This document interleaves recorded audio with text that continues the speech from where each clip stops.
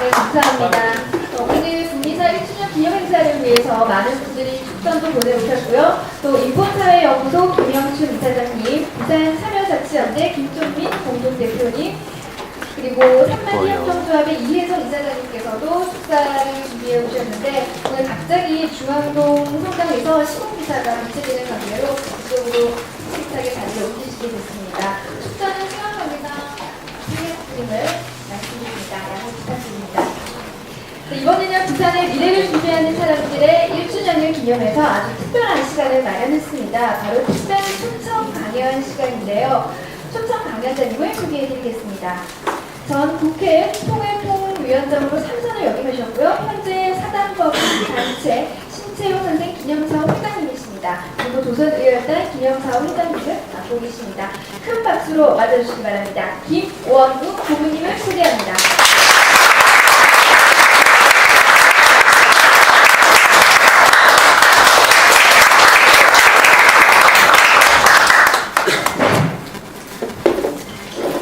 여러분들 반갑습니다. 부산에 와서 이렇게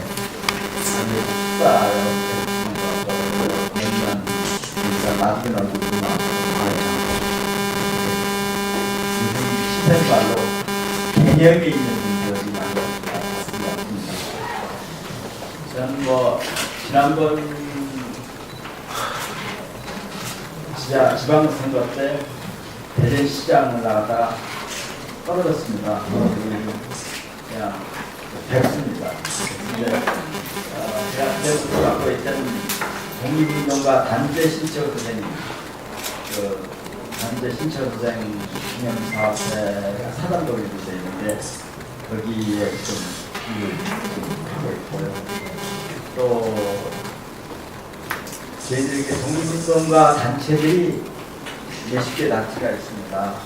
안유근 의사 기념사업회 하는 황정신 회장을 있고, 몽양 여운영 선생 기념사업회 이렇게 하면 이부영 전 의원께서 회장을 맡고 있고, 그런 단체 한 20여 개 단체가 뜻을 모아서 이런 조직적인 활동을 하기 위해서 연합회를 만들자 해서 3년 전에 연합회를 만들었습니다.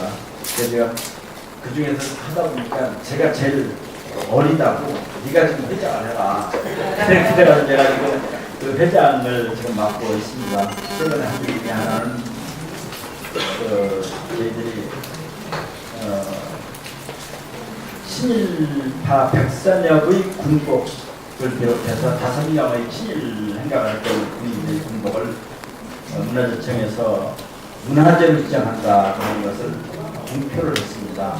그걸 발표하고 나서 한 달 있으면 결정이 되는 겁니다.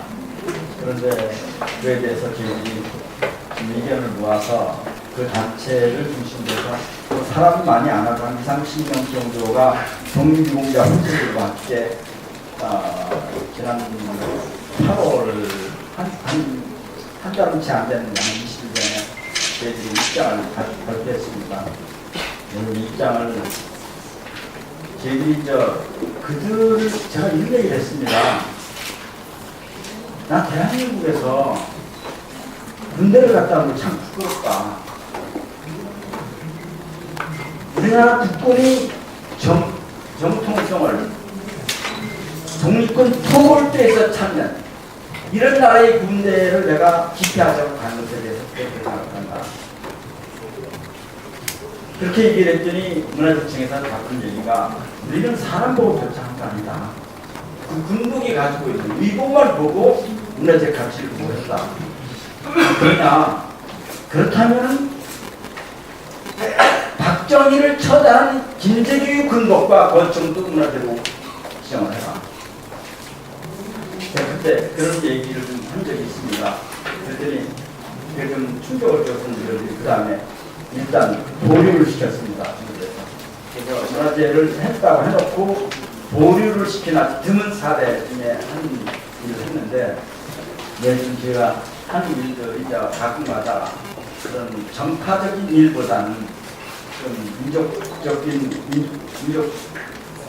민족 공동체에 관계된 일을 가지고는 발언을 하고 하는 그런 일입니다. 내일 또 오전 10시 반에 저희들 한성식 누나, 이수영 누나, 이정찬 누나 이런 의사들과 사회를 수업하는데 거기서도 아마 이번에 제기된 뉴라이트 역사 교과서 문제에 대해서 저희들이 입장을 정리를 할 것 같습니다.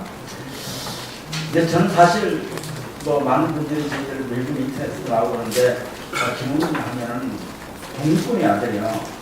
또 어머니 아버지 두 분 다 국가에서 훈장을 받은 독립군의 아들이요. 이렇게 얘기를 하는데 저는 사실 저희 고향이 대전에서 초중고등학교 동창들이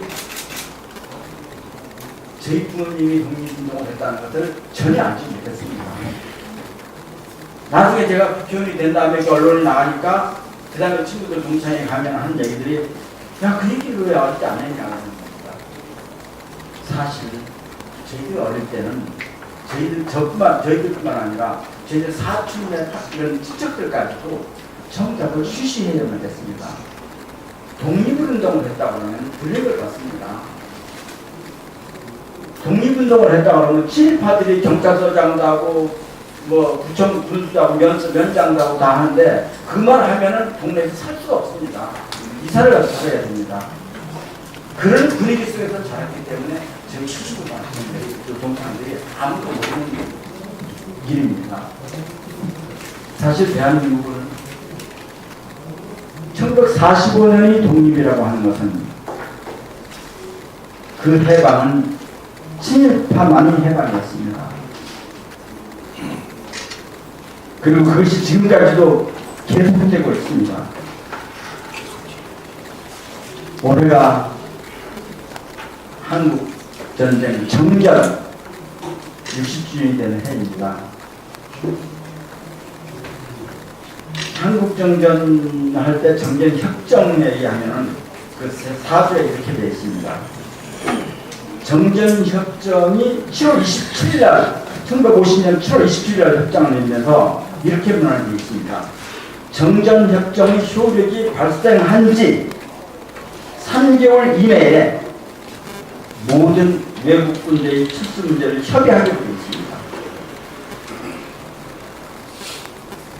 정전협정이 발생한 지 3개월 이내에 모든 외국 군대의 철수를 협의하기로 되어 있는데 그래서 북한은 중공군을 전부 다 철수시켰습니다. 동시에 경량교 완전히 과정을 한 겁니다. 그런데 10월 1일 날 한미 상호 군사협정 관계협정이 체결되었습니다. 그 내용에 의하면 이렇게 되어 있습니다. 미군이 원하는 대한민국의 어떤 영토이든지 간에 원하는 장소에 미군이 주둔할 수 있다. 이렇게 되어 있습니다. 그러면 애초부터 미군 그리고 우리 남한은 그 협정 당사자는 아닙니다만 정전협정을 지킬 필요가 없다는 것입니다. 정전협정제에 들어가 있는 3개월 이내에 모든 외국 군대의 철수 문제를 협의한다고 그랬는데 그 3개월째 되는 그날 그 달에 10월 1일 날 바로 한미 상호관이 계약을 맺으면서 미군이 원하는 어느 장소든지 간에 그것에 주둔할 수 있다고 하는 협정문안이 들어가 있습니다. 저는 제가 국회의원 3선 중에서 8년 동안을 통일외교 통상위원회에서 일을 했습니다. 그리고 마지막 2년 평화통일위원장을 지냈습니다. 그 8년 동안에 외교부 장관은 무려 9명 바뀌었습니다. 그 9명 중에 한 사람이 바로 반기문 총장입니다. 그런데 제가 8년 동안 하면서 외교부 장관 9명을 바뀌면서 제가 느낀 것 중에 하나는 미국의 입장으로는 남한은 전 세계 192개 나라 중에서 가장 비용이 적게 들고 가장 마음대로 할 수 있는 나라가 한국입니다. 이 대한민국을 누구 놓칠 이유가 없습니다. 대한민국을 놓칠 이유가 없다는 얘기는 한반도 통일에 대해서 분단 극복에 대해서 그렇게 호의적이지 않다는 뜻을 의미하는 겁니다. 저는 그것이 단순히 군사적인 문제는 아닙니다. 한국의 경제 발전과 함께 미국의 달러 패권 유지에도 꼭 필요한 것입니다. 전 세계에서 미국 무기를 제일 많이 사는 나라가 대한민국이고, 예를 들면 보잉 회사 같은 건 군산복합체인데 비행기 만들어가는 보잉 회사는 한때는 노태우 때는 그러니까 7대는 1년 몇 킬로의 70%가 한국이 무기 사는 데 썼습니다. 지난 4월, 지난 5월 북미 간의 핵 문제 때문에 그렇게 긴장 국면에 들어갔을 때 그때 우리 언론이 나눴습니다만 미국의 군산복합체들이 기업들이 주식이 폭등했습니다. 이 문제는 단순히 군상적인 문제만이 아니라 한국에 빨대 꽂아놓고 꽂아놨는데 아주 중요한 나라입니다. 한국은. 그런데 지난 5월에 우리 존경하는 박근혜 대통령님께서 미국 방문해가지고 이틀째 됐는데 뉴스에 뉴스에 그 밑에 자막이 아니라 큰 글자로 그 업적이 나오더라고. 방문 실적이 중에 하나가 미국의 기업이 한국에 투자를 한다고 하더라고요. 그래서 제일 위에 3개가 있는데 제일 위에 제일 큰 게 1억 불 하는데 보잉에서 1억 불 한다고 하고 그 밑에 3천만 불 하는데 어떤 회사라고 그 다음 조그만한 데하고 나 작게 나오는데 1억 불 보잉 딱 봤을 때 야 이게 투자냐. 근데 국민들은 속습니다. 그것을 업적이라고. 그 회사의 주식이 4월 5일에 폭등했다고 하는 걸 아는 국민들이 없습니다. 우리 언론들이 그쪽에 언론들이 그걸 보도를 별로 안 합니다. 이게 바로 한미경제의 핵심입니다. 저는 지난 1월에 아주 실질적으로 유명하지는 않지만 지금 없지만 유명한 미국의 한 정책 실무자가 한국을 방문했습니다. 박근혜 대통령의 당선자 시절에 당선 축하 사절단의 대표로 오바마의 친서를 갖고 온 사람이 있습니다. 커트 캠벨이라는 사람입니다. 커트 캠벨이라는 사람이 아주 한국풍입니다. 미 국무부에서 종합회 담당 차관보를 오바마 정부 5년 동안에 전반기 5년 동안 지냈습니다. 지금 또 나와가지고 미국 군산복합체에 들어가 있는 사람입니다. 그 사람이 박근혜 대통령 당선자의 축하 사절단의 대표로 한국을 방문했는데 그 사람은 2, 3개월에 한 번씩 한국을 다녀가는 사람입니다. 2, 3개월에 한 번씩 한국을 다녀가 아주 한국에서 따스하지 않은 사람입니다. 근데 그 사람이 지난 개성공단 문제 때문에 아주 심각하게 그때 막 시끄러울 때 4월 4일입니다. 이런 표현을 합니다. 개성공단 등 남북 간에 남아있는 최후의 경제 교류를 축소하는 것이 방법이 있지만 이는 남한이 정책 결단이 문제다. 이렇게 얘기합니다.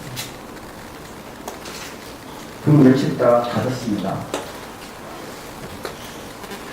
사실 어떤 의미에서는 김대중 노무현 대통령의 남북화해 협력은 미국의 숨은 이익을 지키는데 위협이 되어 왔다고 생각합니다. 그래서 여러분들 마름이라는 단어 아시죠? 마름이라는 게 옛날 지출들이 있으면 소작인들이 한 명 있잖아요. 내 집에 관리하기가 힘들면 소작인 중에서 충성도사 하나 불러가지고 이거 관리해 그래요. 그래가지고 관리하고 뭐 가옥에 소장료도 받고 이렇게 하는 사람이 마름인데 집주보다 마름이 더 권세가 됐습니다. 사실 이명박 정부는 어떻게 미국의 이익에 봉사하는 마름으로서 지난 5년 동안 대통령을 지내갑니다. 그 마름으로서 흥남동 관광부 결국은 단절시킵니다. 민족적 관점은 외면하고 미국의 이익에 봉사해온 정권이 지난 5년입니다.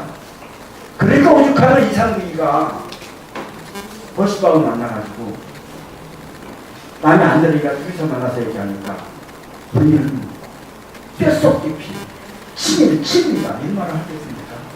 우리 믿어라. 우리 뼛속 깊이 친입니다.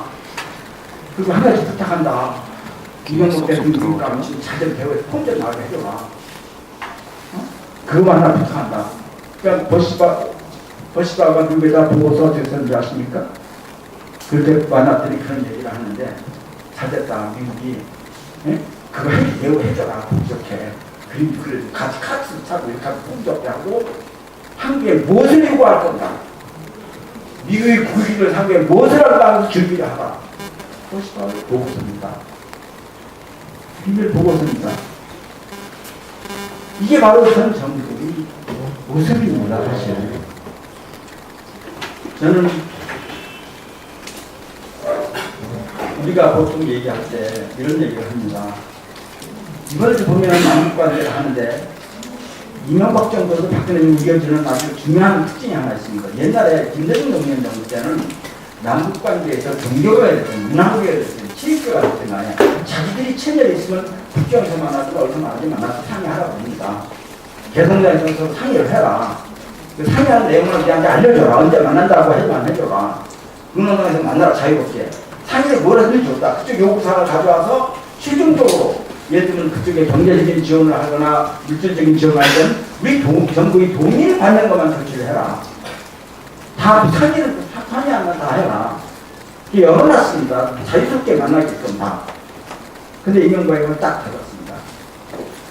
우리 이외에는 만나면 안 된다. 만나면 국가보안 위반이야. 이렇게 하는 거죠. 그러니까 북한 우리를 돕기하러 의료품, 영화, 어린이들 분유 이런 거 도와주는 것도 만나지 못하게 되어 있습니다. 사실은 우리가 만나는 거라고 할 때는 사실 못 만난다. 그게 이명박 정부의 오이사 조치입니다. 그런데 저는 그 오이사 조치를 보면서 박정희가 유신체제에서 긴급조치를 한 이유가 뭘까?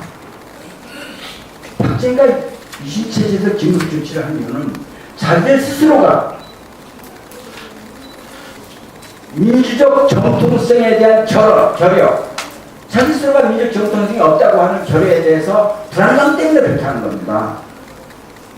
그런데 이명박, 박근혜 정부 계속 들어오면서 오이사 조치를 계속하는 것은 그들 스스로가 왜 이런 것을 그렇게 유지할 것인가? 민족적 정통성의 결여에 대한 불안감이 니들 만나지 않는 겁니다. 이렇게 하는 겁니다.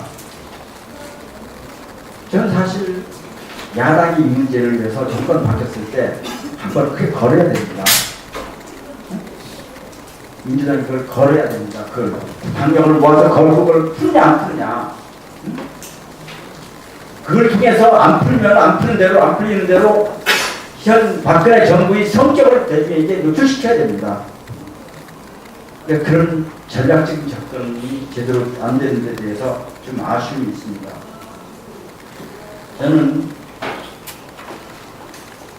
미국이 이런 말을 합니다. 북한이 저는 원래적으로 비핵주의자입니다. 반핵주의자. 어느 세계 어딘지가 해결했으면 안 된다는 생각을 합니다. 그냥 그걸 떠나서 정책 관점 같은 걸 말씀드리겠습니다. 오늘은. 미국이나 남한은 북한의 핵보유가 세계 평화를 위협한다 이렇게 얘기합니다. 그런데 휴전협정 이후에 북한은 한 번도 다른 나라를 침략전쟁을 일으킨 적이 없습니다. 남북한의 갈등은 그건 별게 없다지만 남북한 갈등 좀 이따 말씀드리겠습니다. 휴전협정 이후에 북한은 외국을 한 번도 침략한 적이 없습니다. 그런데 휴전협정 이후에 미국은 무려 20여 차례 외국을 침략을 했습니다.